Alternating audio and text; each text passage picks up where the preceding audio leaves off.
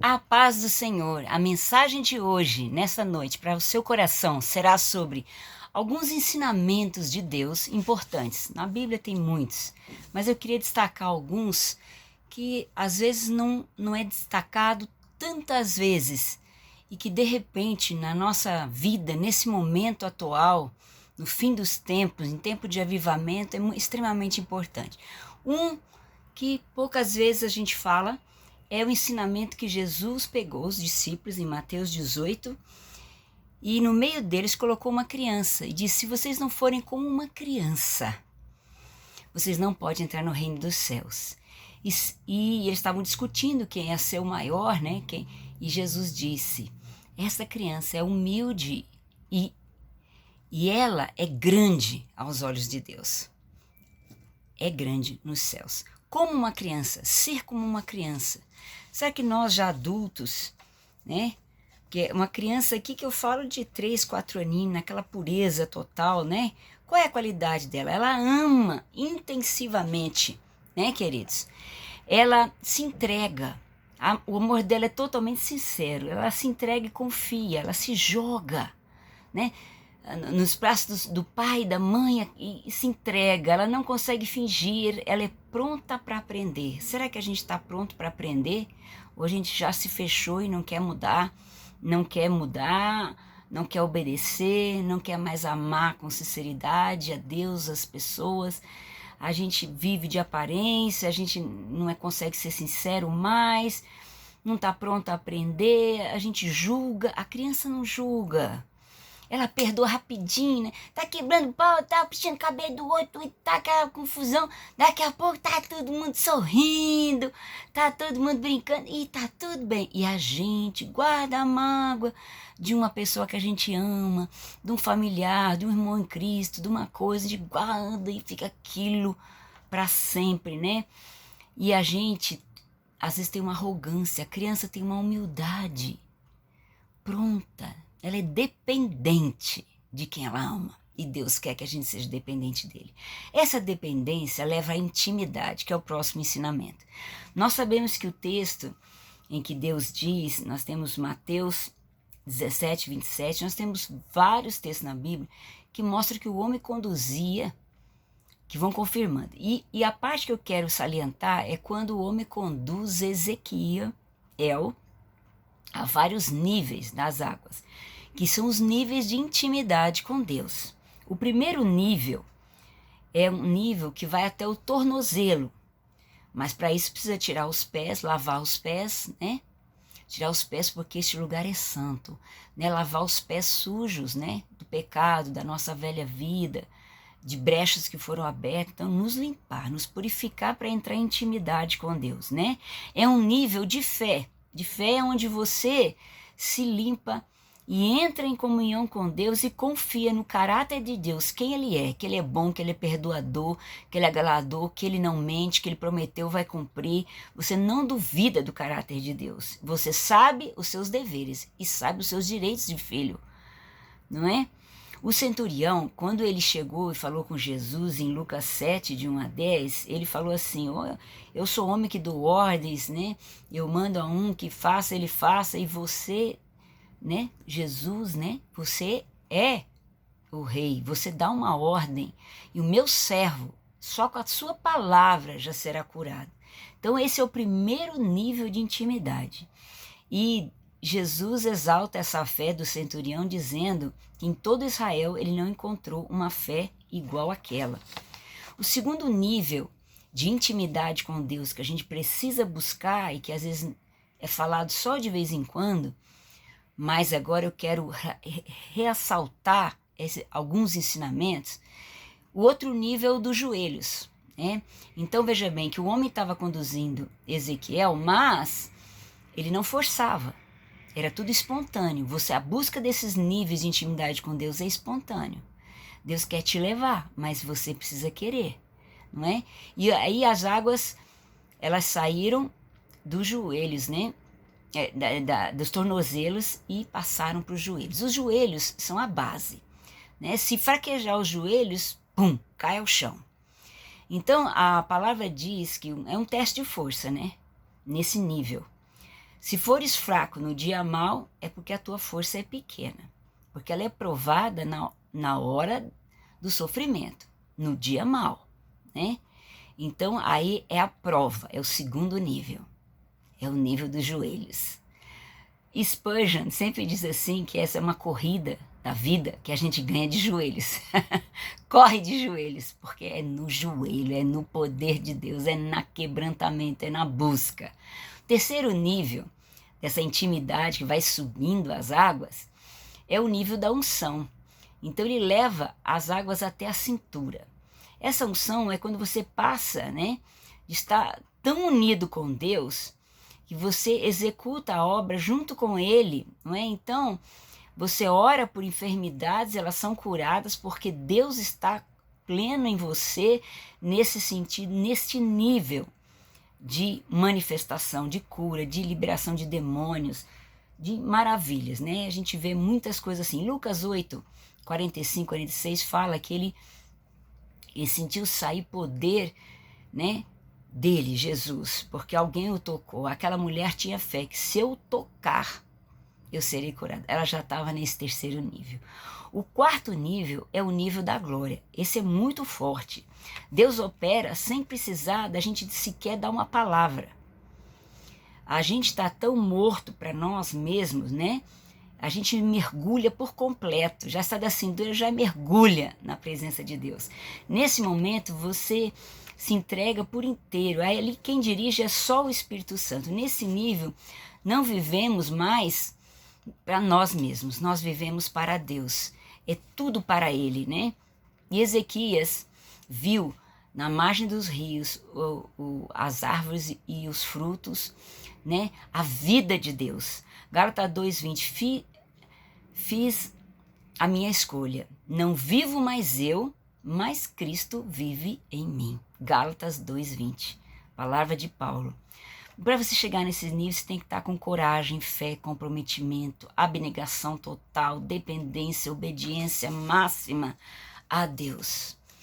Queridos, até agora nós falamos de ser como uma criança, se entregar por inteiro, não julgar, liberar perdão rapidinho. Você, né, para entrar no céu e para ser grande aos olhos de Deus no céu, é você se desvair, é você ser humilde, tirar toda a arrogância, como uma criança pura, amorosa, né? Eu me lembro quando eu era criancinha e na escola as meninas ficaram com raiva por causa da minha nacionalidade e aí veio ficaram assim achando que eu tava, perguntaram qual era a minha nacionalidade, eu não queria mentir, então eu não mentia, mas eu não achava que era melhor que ninguém por causa da nacionalidade, imagina, não tem nada a ver. E aí elas vieram me bater. E aí os meninos jogaram água, foram embora. Aí eu orei no outro dia, liguei pra minha amiga, falei, não acredita nos inimigos, porque ninguém falava mais comigo. E o Senhor, quando ela foi atender o telefone, ela quebrou o fêmur, e aí ela espalhou pra escola toda. Suzy jogou catiça de Deus em mim, ninguém mexe com ela, porque ela é de Deus. Eu não joguei catiça nenhuma, eu liguei pra ela pra dizer que eu amava, que ela era minha amiga, que ela não acreditasse nos inimigos. Aí eu falei, Jesus, o Senhor pegou pesado, quebrou o fêmur dela quando ele deu o telefone. Ninguém mais na escola mexeu comigo, nunca mais no período da manhã, da tarde, todo mundo ficou com medo, mas eu fiquei orando, Jesus, cola logo a perna dela, Senhor, o Senhor pegou pesado, porque o meu coração estava cheio de amor, eu estava perdoando a minha amiga, né? Como é gostoso quando você age assim, não é, queridos? E eu falei assim, meu Deus, eu fiquei mais velha e eu não tenho esse coração que eu tinha quando criança. Né, um coração que... Falei, Deus faz a minha amiga voltar a ser minha amiga. E ela voltou a ser minha amiga. E o Senhor rapidinho consertou o tempo dela do fêmur colar, foi rápido. Né? E eu perdoei e nós ficamos amigas de novo. Né? Essa coisa linda que as crianças têm quando estão perto de Deus e quando são bem pequenininhas, ainda estão na inocência total. Deus quer que a gente busque no profundo níveis de intimidade com Deus e conhecimento pela oração e pela palavra. Experiência com Deus. E qual é o terceiro ensinamento que eu quero aqui concluir com vocês? É a grande omissão da igreja de Cristo na terra, da nossa igreja local e de todas as igrejas. A grande comissão virou a grande omissão da igreja. O que é a grande comissão? Em Mateus 28, de 18 a 20, ide né? E pregar a todas as nações. Não falou vinde para a igreja para aceitar a Jesus no culto. Não existe isso em lugar nenhum da Bíblia. É vinde a Jesus, vós que estáis cansados e oprimidos. Nunca vinde à igreja. É nós ide. É a igreja saindo, é a igreja andando, é a igreja indo para a escola falando de Cristo, é na padaria, é andando na rua, é o evangelismo marcado, orado, é aquele natural de quem vive. Mas isso só acontece quando o poder do Espírito Santo invade a nossa vida. Porque a igreja de Cristo no Pentecoste fez o marco, não de um marco histórico único que morreu ali, não, ali o marco de uma era de mover do Espírito. Depende de quanto a gente dá lugar, não é, irmãos? E para ir para todas as nações. Esse nações e todas as pessoas, quer dizer todos os nichos, todos os grupos, né? Todas as etnias diferentes. Às vezes numa nação tem várias, né? Várias linguagens, né? Daquela tribo, tudo, maneira de pensar. Então, e depois vinde a Jesus e fazer discípulo de todas essas vidas todas, fazer discípulos do Senhor, ensinando-os a guardar todas as coisas que vos tenho ordenado. Então, não é sair só falando de Jesus, depois não acompanha a vida. Não, é discipulando. E se aquele evangelista que passou não continua, mas a igreja que está ali, as igrejas próximas continuam discipulando, ensinando a guardar todas as coisas. Às vezes um rega, outro vem dar o crescimento, mas a obra da igreja tem que ser completa. Né? E no poder do Espírito Santo. Vê que os apóstolos, eles pregavam com ousadia, tinha cura de doentes, demônios eram libertos, milagres de multiplicação, coisas sobrenaturais aconteciam, ressurreição. Eu fui para um congresso no Fire Conference, agora no Rio de Janeiro, né? O 3º congresso de avivamento esse ano, e a minha vida, a minha mente está mudando, a minha maneira de pensar, a maneira de ver o meu ministério, ver o que o Senhor quer de mim, a minha prioridade, o meu foco de existir está mudando. Irmãos, eu sei que eu fiz 61 anos agora no dia 13 de novembro, mas, irmãos, a minha visão está mudando. Naquele congresso eu vi Teófilo do Dunamis pregando, eu vi Daniel Kolenga, que falou do Reinhard Bonk, né? Grande evangelista, milhões para Cristo, uma unção poderosa, e tinha milagres sobrenaturais junto, e o discípulo dele, o Daniel Kolenga, ele está na mesma fiação, ele falando assim, eu não sei por que a igreja de Cristo não entende que a obediência está em buscar essa presença de poder e ir, que ele nos abençoará. É só ir. Então ele tem ido pregar para milhares e milhares e milhares e milhares. O número de conversões da missão CEFAM, que é Cristo para Todas as Nações, que foi que organizou esse congresso da conferência. E tinha tantos avivalistas e evangelistas ali, Heidi Baker, né? Que realmente marcou a minha vida, que orou por mim, tocou em mim, houve transferência de unção, subi, saímos do chão. Eu nunca acreditava nessas coisas, né? Até achava que era do maligno, levitação. Mas eu subi alguns centímetros e a unção, eu chorava muito e aquela unção vinha. E não foi nem combinado, só no tocar houve a transferência. Isso tem mais de 28 anos, essa unção de amor. Foi transferência e ela tinha 15 igrejas. Quando ela recebeu uma visitação poderosa de avivamento, Deus falou que dava a Moçambique, e hoje ela aí foi 8 mil igrejas, depois 11 mil igrejas, e agora grande parte das igrejas foram queimadas, muitos missionários nativos mortos, e ela está vivendo um nível maior da glória de Deus para aguentar essa luta. Porque no natural um ser humano não aguenta, mas no sobrenatural aguenta. E os apóstolos viveram isso porque eles, depois do avivamento, do Pentecoste, eles tiveram perseguição e muitos foram mortos, né? Pedro quis ser morto de ponta cabeça, não sentia digno de ser morto igual Jesus. E ali eu vi Heidi B começar a ministração. A unção estava tão forte e ela estava mais fortalecida diante das perdas e mártires que ela teve, que ela estava muito abatida no outro congresso, mas Deus fortaleceu, ela estava cheia do Espírito Santo, e ela começou a pregar de joelhos no púlpito. Ela não pregou em pé, ela pregou de joelhos.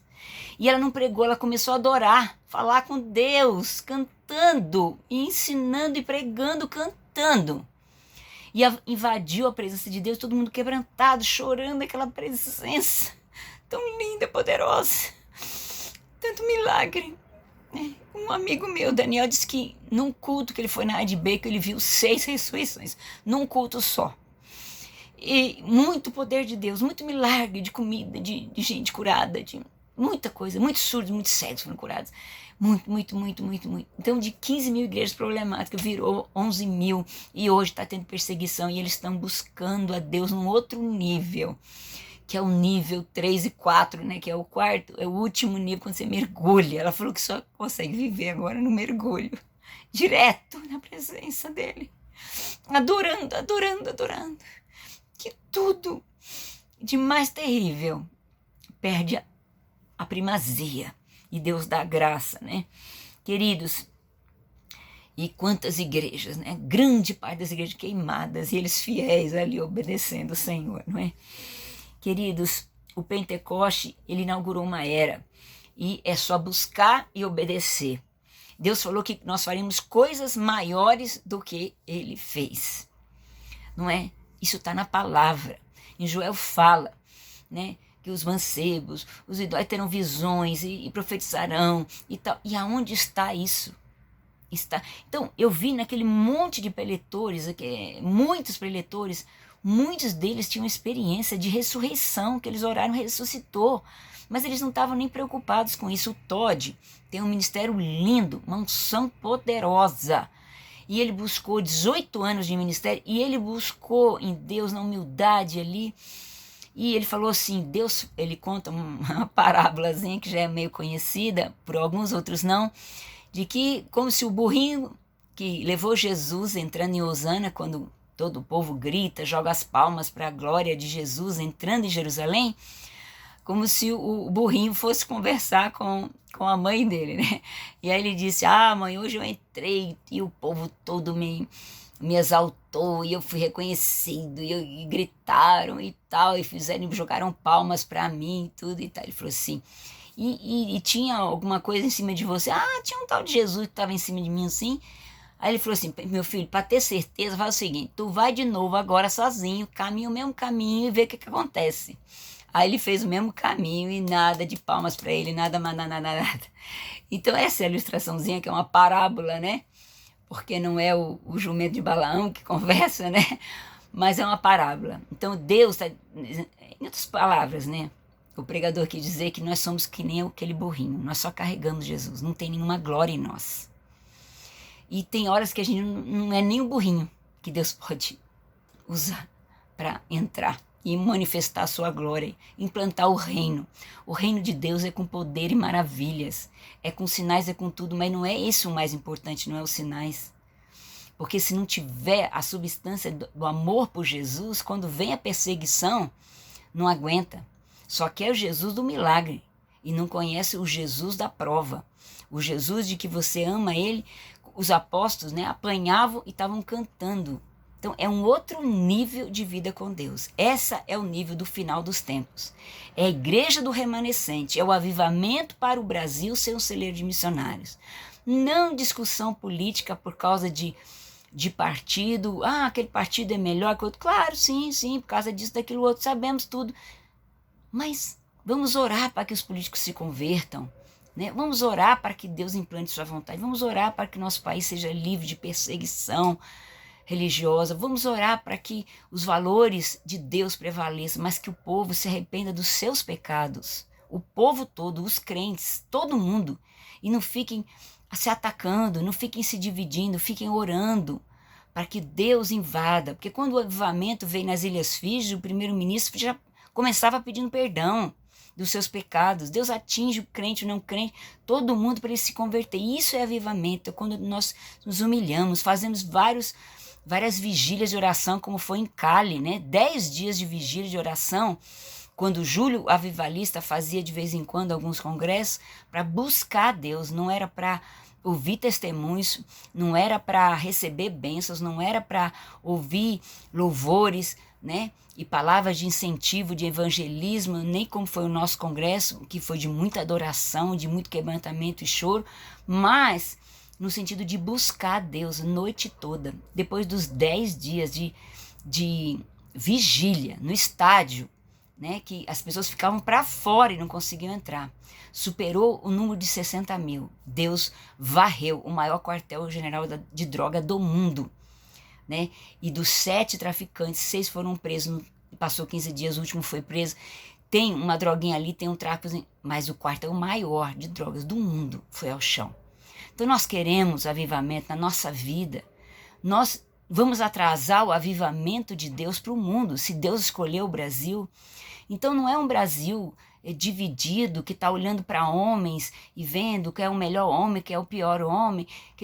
É um Brasil que busca a Deus, que quer o reino de Deus, que ama, que é unido com o irmão em Cristo, que está orando quebrantado, que está buscando esses níveis tão lindos. E vou concluir aqui a palavra dizendo: seja como criança, não julgue, perdoe rápido, não é? Ame de todo o coração, se entregue completamente a Deus, esteja pronto a obedecer como uma criança, humilde, sem arrogância, né? Veja os níveis do tornozelo, lava os pés, tira as sandálias, busca, Senhor, né? Como Moisés, quando chegou ali na presença de Deus, né? Como Isaías, que sentiu, né? Que era impuro e habitava num povo de impureza, mas a minha presença, né? Eu vi a tua presença. Então ele não aguentou, não é? Então, irmãos, o centurião mostrou fé, confiou na palavra de Deus. Deus tem falado com você. O centurião nem servo do Senhor era, mas o Senhor falou: se você der uma palavra, chegando lá mais, uma palavra só, e eu confiarei. O Senhor me diz uma palavra e eu vou receber. Fiquei muito feliz nesse congresso, porque Deus deu uma palavra profética muito forte para mim, que eu ia receber, e eu recebi, e tudo se cumpriu como o Senhor mandou. Uns sonhos que eu recebi, que eu voei no ar, assim, foi uma loucura, 6 pessoas para me segurar, quando eu caí de volta no chão, mas não caí no chão, eu caí no braço dos irmãos, porque a unção foi muito poderosa, e quebrantamento, eu tô com muito desejo. Eu vi como Deus curou a dislexia profunda da Heidi Baker na adolescência, que ela não conseguia ler nem escrever. A minha é bem levezinha.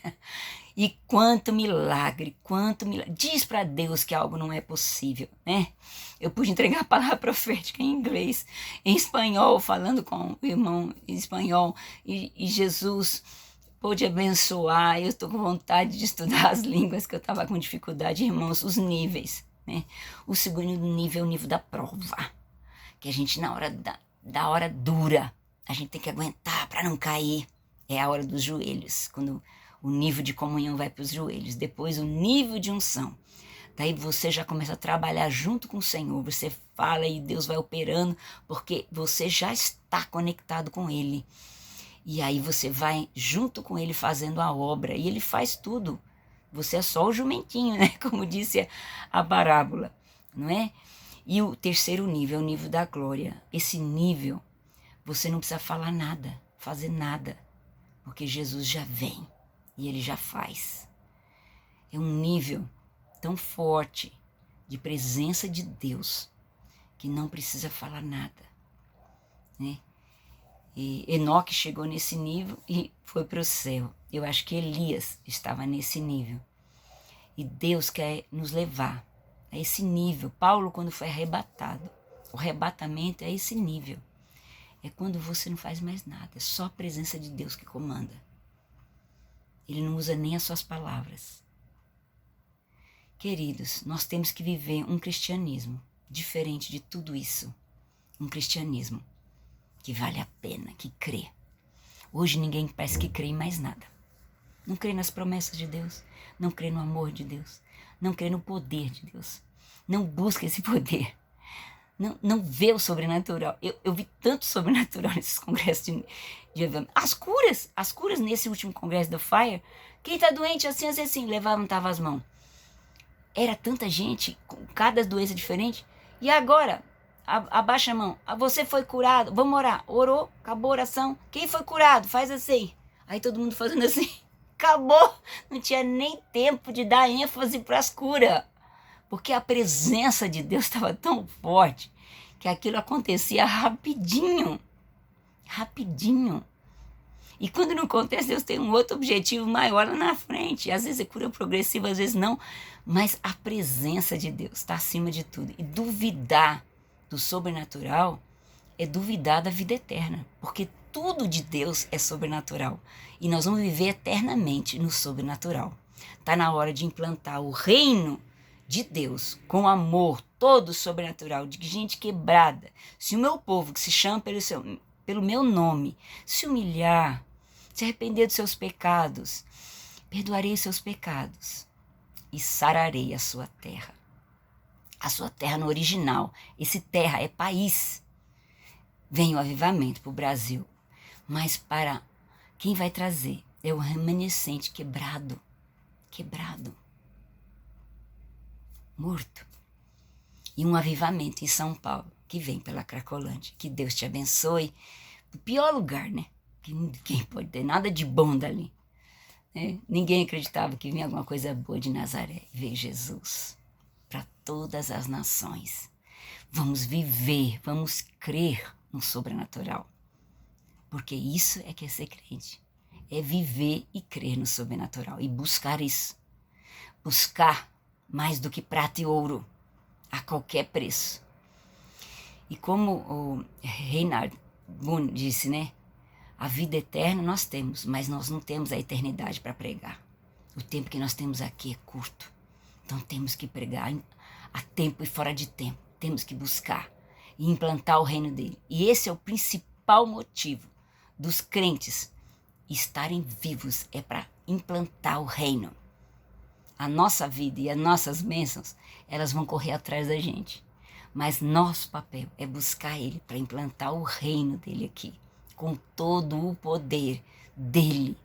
E nós sermos só o burrinho, o jumentinho, que leva Jesus para o mundo. E a glória é toda de Jesus. Que Deus te abençoe. Amém.